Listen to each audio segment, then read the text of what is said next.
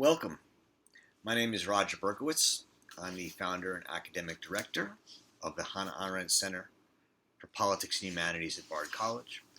And today we will be discussing Hannah Arendt's essay, Crisis in Culture, which is published in the book Between Past and Future. The essay has a subtitle, Its Social and Its Political Significance. And in this case, it helps read the essay to follow the subtitle. This essay is divided into two parts. The first part is on the social significance of the crisis in culture, and the second part is on the political significance of the crisis in culture. The first part is about the way that culture helps create a world. And a world is, in Hannah Arendt's writing, a humanly created world. It's something made of durable and lasting things, including things that deserve to last and deserve to endure over time. And the quintessential endurable and enduring and deserving of lasting things are things that don't get consumed, don't get used up, and that, in a sense, occupy our attention and take our attention, and that is art. Art works. And thus artworks are of a particular importance in culture. The cultural world of artworks, the things that last, the monuments, the paintings, the poems, are that which make our humanly created world meaningful and lasting against decay and consumption. And the crisis in culture, in its social significance, is the loss of the lasting and enduring quality of artworks. And the reason for this is the rise of consumerism and mass society, insofar as what mass society does is create a wide range and widely growing number of people who enter what we call society, namely the group in a world that has excess time for leisure and seeks to occupy that time. And in our world, these people seek to purchase entertainment. And in purchasing entertainment, one of the values they find in certain entertainment is are cultural goods, paintings or poems or artists that they can have as patrons, or they can be patrons to, that increases their snobbish value or their self-worth. And in doing so, threatens the lastingness of culture, because it turns culture into something that's useful and thus takes it away from something that will produce beautiful works of art that will simply last and endure. And so the crisis of culture in its social significance is the threat to the enduring and lasting world. In its political significance, the crisis of culture centers around the loss of judgment. Culture, Arendt tells us in part 2, comes from the idea of cultivation, cultivating a field or a garden from Rome. And it also involves the judgment of taste, because what lasts is what we as a people judge to be beautiful and thus worthy of being preserved, culture, made into culture, cultivated to last. And thus there is in all political ideas of culture and judgment the necessity for an agreement with others, or a common sense.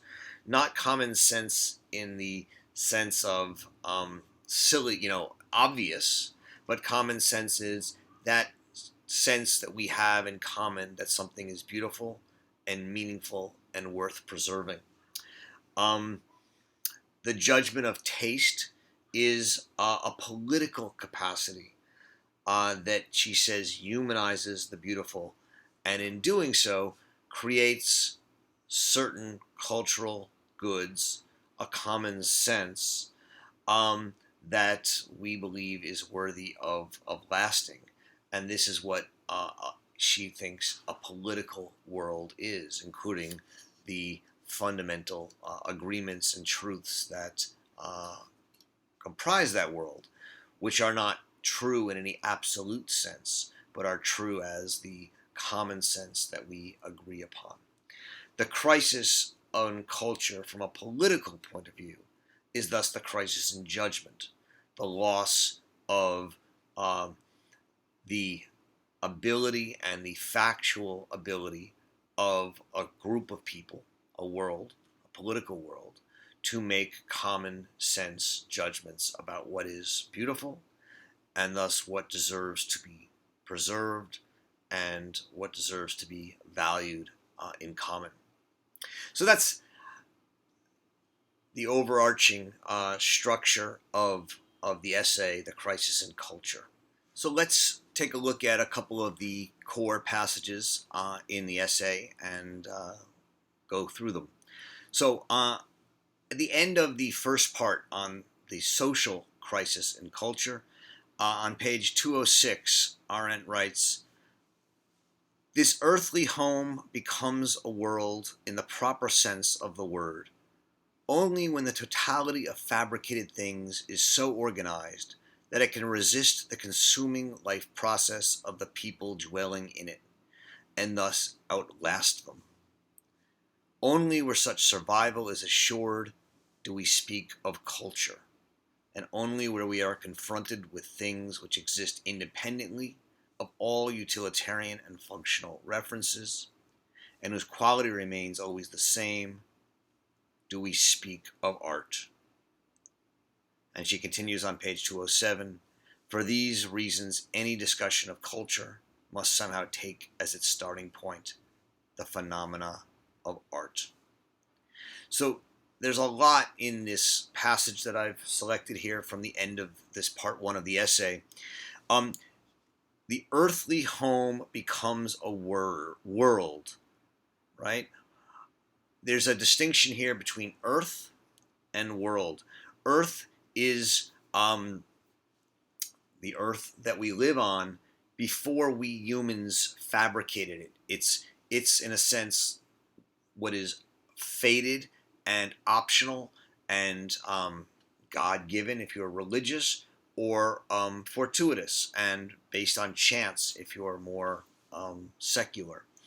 In any case, the earth is simply what's given to us, whereas the world is what we fabricate and organize so that it can resist the consuming life process of the people dwelling in it, so that it we build homes, and while we die and we eat and we need to live, the homes will outlast us, but they'll eventually fall apart.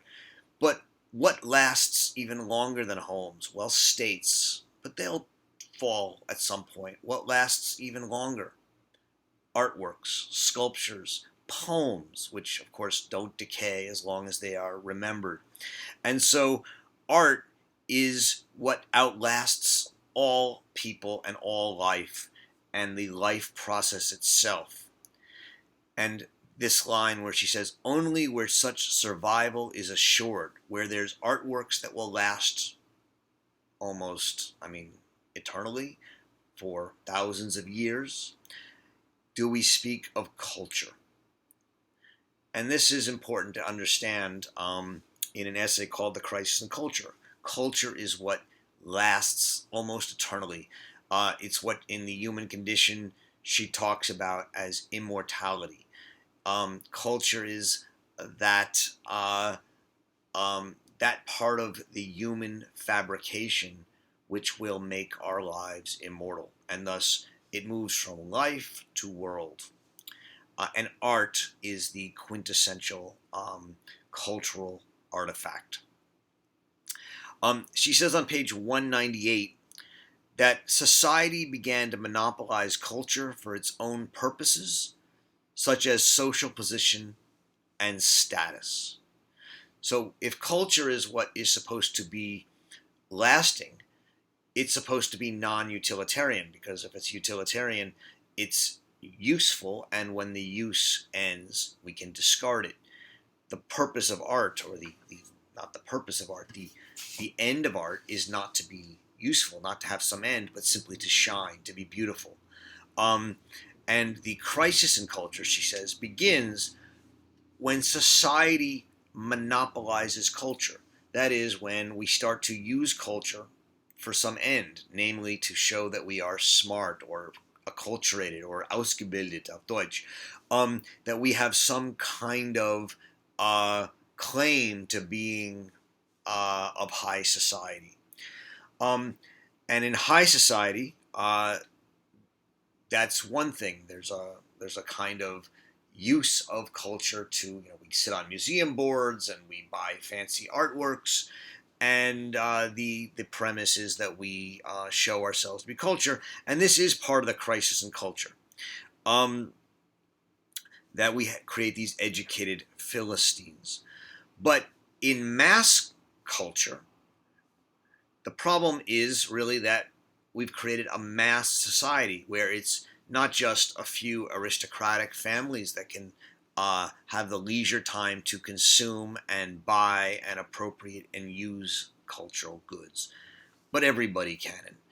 More and more middle-class people can buy art, can take time off from their jobs to read books and write poetry and paint, and the result is that mass culture and mass society expand the usefulness and the need to make use of the cultural goods, such that on page 202 she can write, mass society wants not culture but entertainment, and the wares offered by the entertainment industry are indeed consumed by society, just like any other consumer good.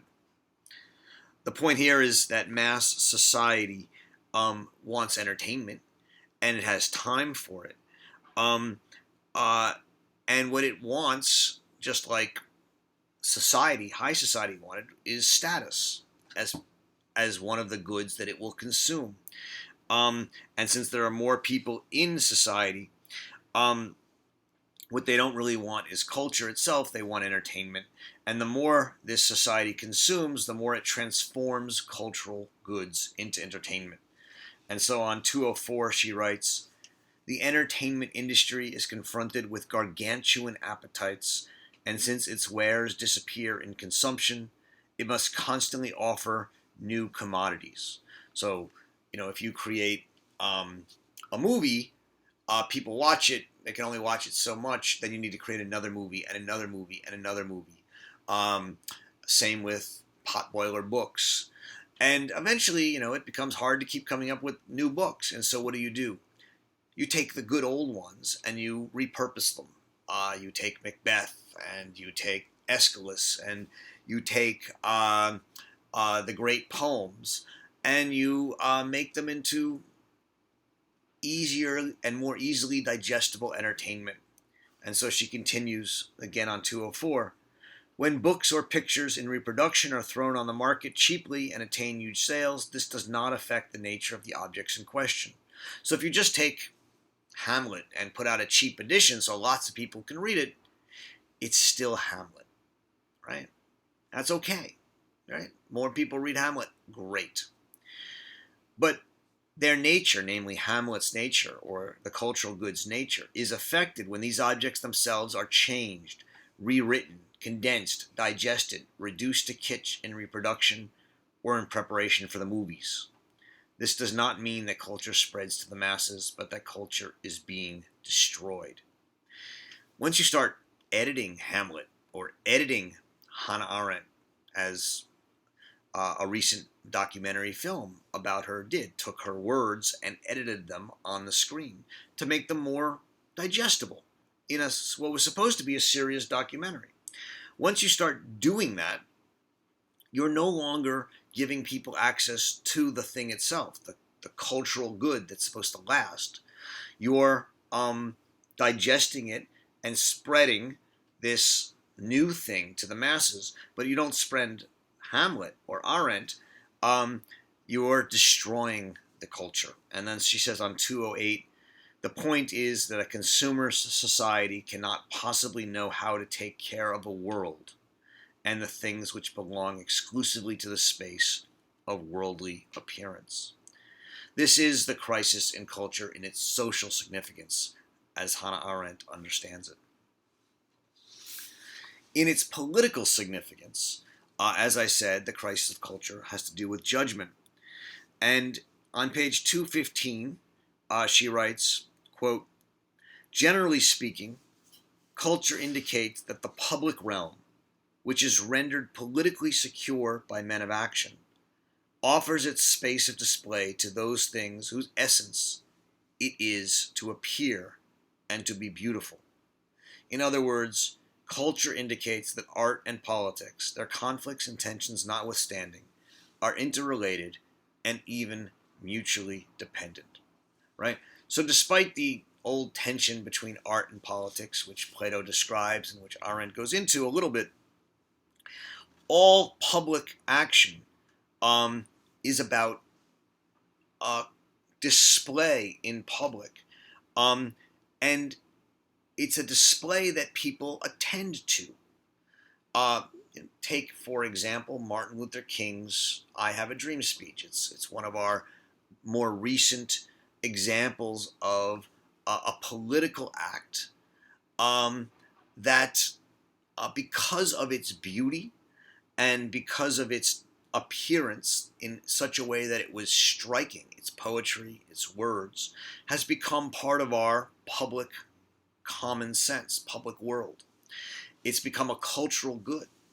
Now, if all we know is I have a dream and nothing else, if we digest it, we no longer have that cultural good. We just have a soundbite, and we've actually lost the speech.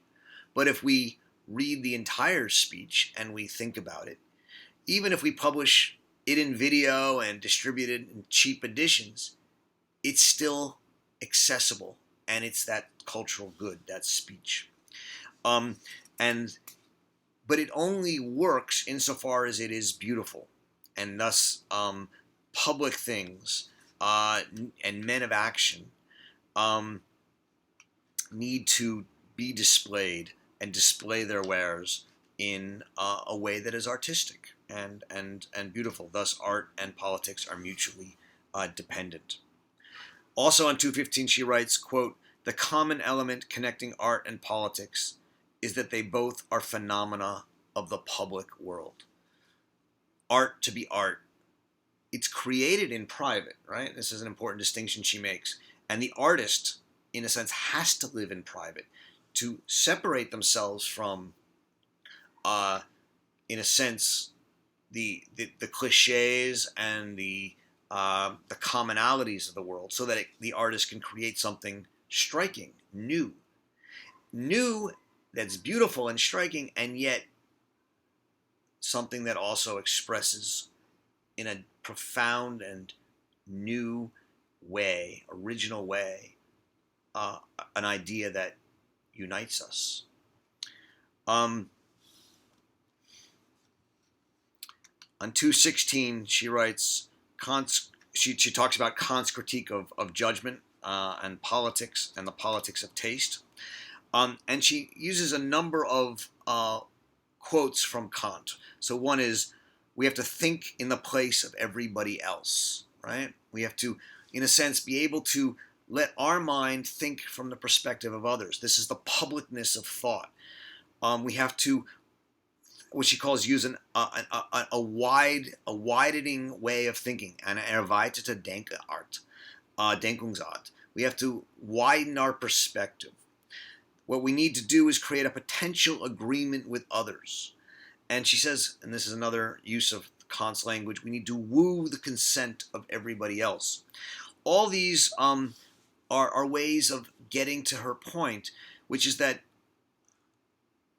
political judgments, are aesthetic judgments, are judgments of taste, and that these judgments of taste are not rooted in a kind of absolute truth. There is no truth about race relations, to use the Martin Luther King example, or of equality of men, which is not true. We're all different.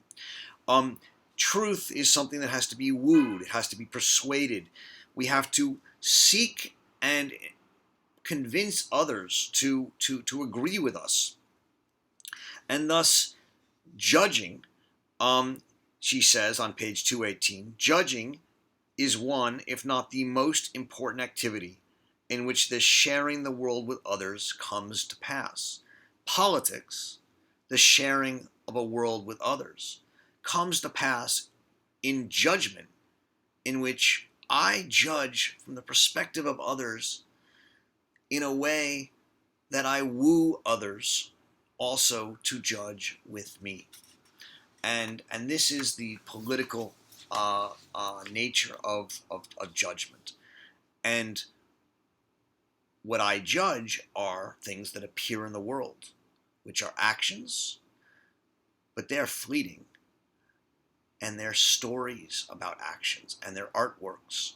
And so it's judgments about artworks, and it's the artworks, and it's the actions and the judgments about them and the artworks about them that memorialize them, that create a culture that lasts. And so on page 219 to 220, she writes, culture and politics then belong together. Culture, the lasting part of our enduring world, and politics, that which unites us amongst our differences. Culture and politics belong together because it is not knowledge or truth which is at stake, but rather judgment and decision. The judicious exchange of opinion about the sphere of public life and the common world, and the decision what manner of action is to be taken in it, as well as how it is to look henceforth, what kind of things are to appear in it. So politics and culture belong together because politics is not about truth, nor is culture. They're about judgment, judging what is beautiful and judging what opinions should exist in the common world. What kind of things should exist and appear in it. And she ends with this spectacular example of two Roman sayings. One she calls a commonplace, and by commonplace we don't mean common sense in her sense. We mean a commonplace, something that's not very serious. And it says, in a friend of Socrates, a friend to Plato, but truth is of greater value. And she says this was a Roman commonplace, but it didn't speak a truth about Rome, because what it says is that truth is higher than friendship. Whereas Cicero has a saying which she thinks is much more indicative of something real and meaningful. And he writes, quote, I prefer before heaven to go astray with Plato rather than hold true views with his opponent. This is and her point here is that it is a matter of taste, of judgment, to prefer Plato's company and the company of his thoughts because of their beauty and power and meaning, even if Plato should lead us astray from the truth. Culture, the cultural value of Plato, is not that he's true. What is it? It's that, in a sense, he's our friend. And as our friend,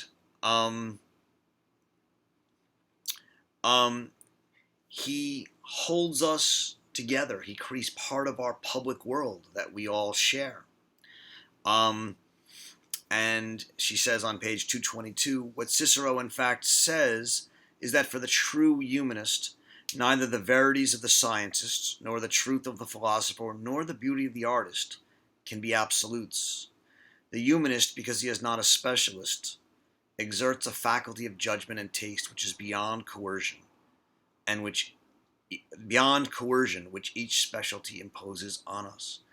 We can't be coerced to truth by philosophy or art or science. We have to, in a sense, come to see it, be persuaded into it, be wooed into it. And Plato, Cicero thinks, has wooed him and other Romans. And we would rather be true to Plato, even if it leads us into something that the philosophers or the scientists tell us is untrue. And thus she ends by saying on page 222, this humanism is the result of the cultura animi, the life of culture, of an attitude that knows how to take care and preserve and admire the things of the world. And this is what the life of culture needs to do, is to preserve the goods, the cultural goods, the tradition of the world. The crisis that we're in is that the world no longer exists. This is what she calls the break of tradition. And amidst that break of tradition, we have to learn not simply to return to the old tradition, but to somehow read the old objects anew in a way of creating a new world and a new way of making these cultural goods live for us. So thank you very much. I look forward to talking with you about this essay. Enjoy reading Hannah Arendt.